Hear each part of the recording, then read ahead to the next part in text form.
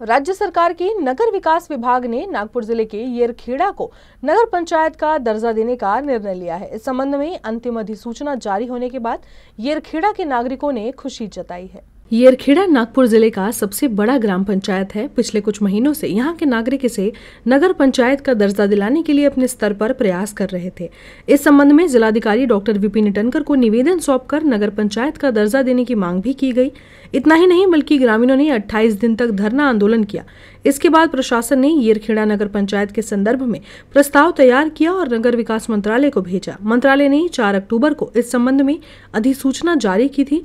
आखिरकार येरखेड़ा नगर पंचायत की अधिसूचना जारी होते ही नागरिकों ने मुख्यमंत्री देवेंद्र फडणवीस और पालक मंत्री चंद्रशेखर बावनकुले का धन्यवाद करते हुए गांव में जल्लोष कर फटाके फोड़कर खुशी का इजहार किया। मी अमर प्रभाकर हांडा काल माननीय जिल्हाधिकारी यांच्या आदेशान्वये सायंकाळी 5 वाजता प्रशासक या पदावर रुजू झालेलो आहे।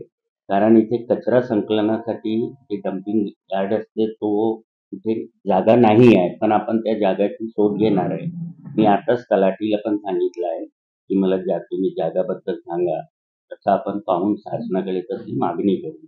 शहराला काय काय मूलभूत सोयी सुविधा आवश्यक आहे हे सर्व नागरिकांच्या, शहरातील प्रतिष्ठित लोकांचा जे काही आपल्याला मार्गदर्शन भेटतील, ते सूचना देतील, त्या अनुषंगाने आपण ते सर्व कामे व्यवस्थितरित्या पार पाडू।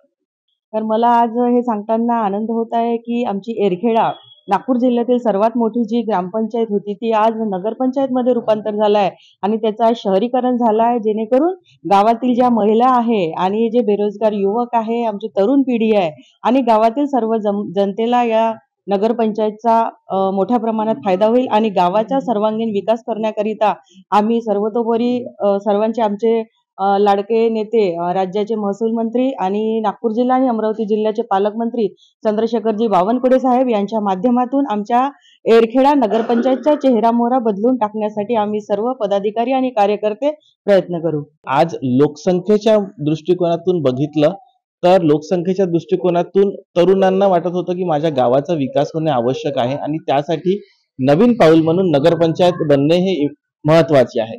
आणि नगरपंचायत बनल्यानंतर आज सर्वांना माहिती आहे की भरपूर प्रमाणामध्ये निधी हे नगरपंचायतला मिळते। ती घनकचरा व्यवस्थापनची असो, अग्निशमनची असो किंवा इतर व्यवस्थापनची असो, आणि त्यासोबतच स्थानिक पातळीवर एक डीपी प्लॅन बनवला जाते आणि या सगळ्यामुळे एक सुंदर शहर असं निर्माण होतंय।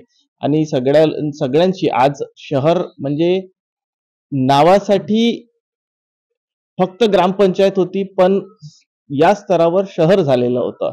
तर तरुणांमध्ये याविषयी भरपूर सारं प्रसन्नता आहे की आपलं हे गाव आज शहर झालेलं आहे।